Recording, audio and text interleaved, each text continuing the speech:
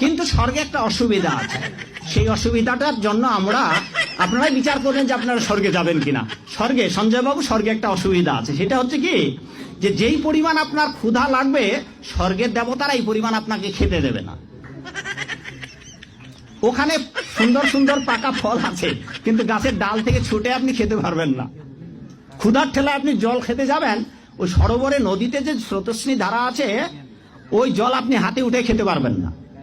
তো ওখানে যারা স্থায়ী দেবতা আছে, ওরা যা খাইতে দেবে আপনার তাই খেতে হবে, ফলে স্বর্গ শান্তি নেই। জান্নাতের সবচেয়ে বড় বিষয়টা কি? আল্লাহ পাককে আমরা এই চোখ দিয়ে দেখতে পারবো ইনশাআল্লাহ। জান্নাত মানে কি?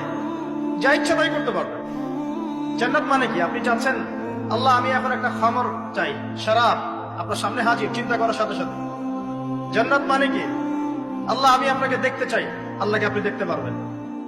জান্নাত মানে কি? আপনি মধুর নহর, দুধের নহর, পানির নহর, শরাবের নহর, হুরে নিঈন চতুর্দিকে ঘোরাফেরা করছে।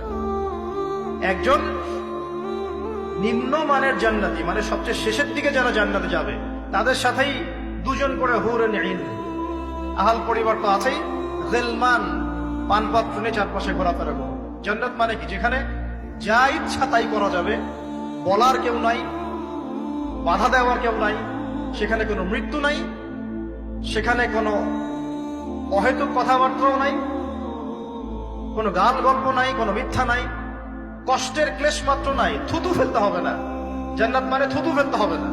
জান্নাত মানে হাঁচি হবে না, নাক ঝাড়তে হবে না। জান্নাত মানে ইস্তেঞ্জা, পেশাব পায়খানা করার টেনশন নাই। মানুষ খাবার খাবে, একটা ঢেকুর তুলবে, বাস খাবার হজম হয়ে গেছে। আর জান্নাতের সবচেয়ে বড় বিষয়টা কি? আল্লাহ পাককে আমরা এই চোখ দিয়ে দেখতে পারবো ইনশাআল্লাহ।